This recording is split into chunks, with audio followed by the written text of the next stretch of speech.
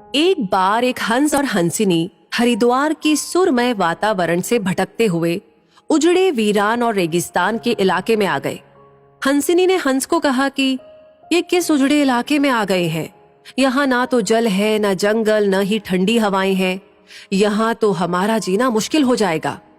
भटकते भटकते शाम हो गई तो हंस ने हंसिनी से कहा कि किसी तरह आज की रात बिता लो, सुबह हम लोग हरिद्वार लौट चलेंगे। रात हुई तो जिस पेड़ के नीचे हंस और हंसिनी रुके थे उस पर एक उल्लू बैठा था।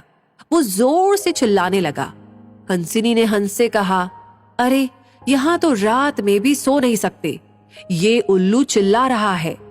हंस ने फिर हंसिनी को समझाया कि किसी तरह रात काट लो, मुझे अब समझ में आ गया है कि ये इलाका वीरान क्यों है।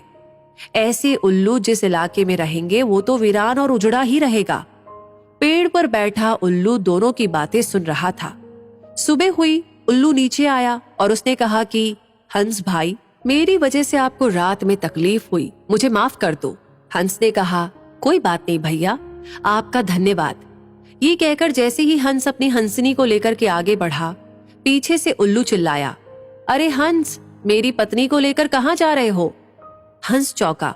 उसने कहा, आपकी पत्नी? अरे भाई, ये हंसिनी है, मेरी पत्नी है, मेरे साथ आई थी, मेरे साथ जा रही है। उल्लू ने कहा, खामोश रहो, ये मेरी पत्नी है। दोनों के बीच विवाद बढ़ गया। पूरे इलाके के लोग एकत्र हो गए। कई गांवों की जनता बैठी, पंचायत बुलाई गई, पंच लोग भी आ गए। बोले, भाई किस बात का विवाद है? लोगों ने बताया कि उल्लू कह रहा है कि हंसिनी उसकी पत्नी है और हंस कह रहा है कि हंसिनी उसकी पत्नी है। लंबी बैठक और पंचायत के बाद पंच लोग किनारे हो गए और कहा कि भाई बात तो यही सही है कि हंसिनी हंस की ही पत्नी है, लेकिन ये हंस और हंसिनी तो अभी थोड़ी देर में इस गांव से चले जाएंगे। हमारे बीच में तो उल्लू को ही रहना है, इसलिए फैसला उल्लू के ही हक में सुनाना चाहिए।